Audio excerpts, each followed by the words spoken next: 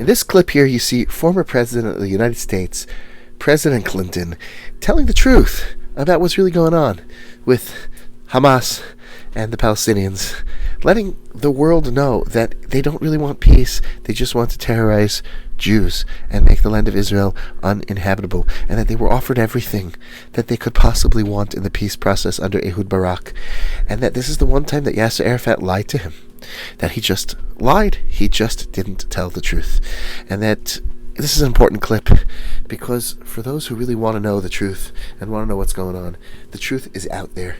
It's available from liberal Democrat sources too. Don't tell me this is right-wing conspiracy stuff. It's the truth. You just have to look. Here, check this out. To kill civilians if you want to defend yourself. And look, I worked on this hard.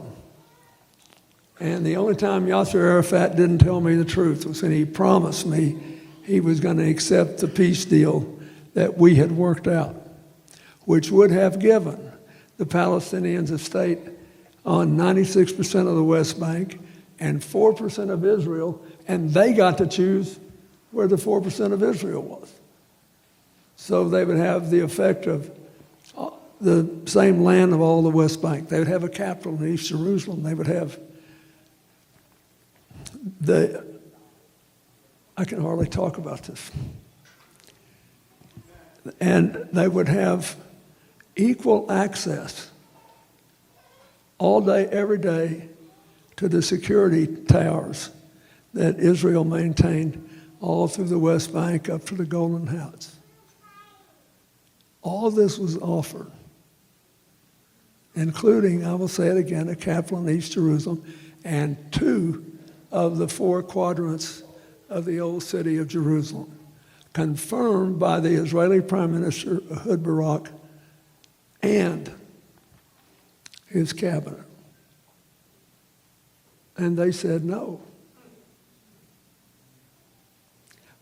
And I think part of it is that Hamas did not care about a homeland for the Palestinians. They wanted to kill Israelis and make Israel uninhabitable. Well, I got news for them. They were there first. Before there was, their faith existed, they were there. In the time of King David, and the southernmost tribes had Judea and Samaria. But the whole fight that you have seen played out was present in the beginning for Israel. 2 parties, Likud and Labor. Likud says, we want the whole West Bank because we had it in the time of David, and to heck with whoever came later and other things.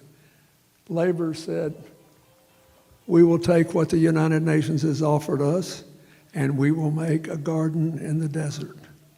And we will have friends, and we will work through it. And they did.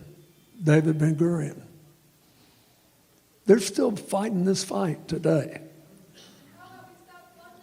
And so here's what I want to tell you. I'm going to do everything I can to convince people that they cannot murder their way out of this, neither side. You can't kill your way out of this. And they have to make a new beginning.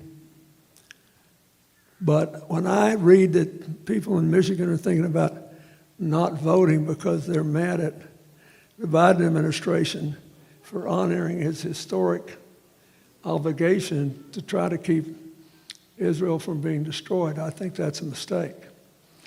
Because Donald Trump has shown what he wants. And I don't think it's, and he claims it's good for Israel, but I don't think it is. I think we still have to find a way to share the future. We cannot kill our way out of conflicts. But we do have to fight our way to safety. And make no mistake about it, we've got now Iran, a Shia state, the Hezbollah, a Shia sect,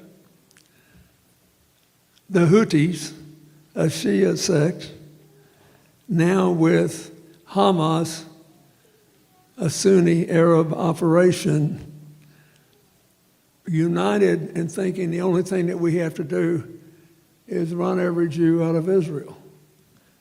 And I'm sorry, but I'm not for that. I think that is wrong. It violates everything we've stood for. And in the end, it won't be good for the Palestinian people. I'll never forget Arafat, when he promised me he was going to take this deal we worked out.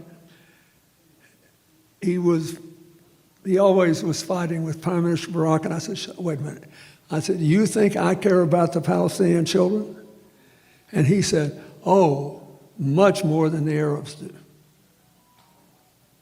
He said, they only care about us when they need to blame America and Israel for their people being upset in the streets. This is far more complicated than you know. And all I ask you to do is to keep an open mind. But Kamala Harris has said that she will try to negotiate an end to the violence, an end to the killing, and a new peace process. And that ought to be enough. Okay.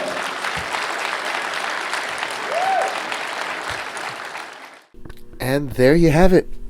President Clinton tells it like it is. He tells a real story. That's true. He's saying this, to Democratic voters in Michigan. He wants them to know what really happened, so they shouldn't be so upset that the Biden administration still supports the state of Israel and doesn't believe that every single Jew from the river to the sea should be slaughtered. Apparently now that's considered an extreme right-wing position. But maybe President Clinton is a right-winger after all.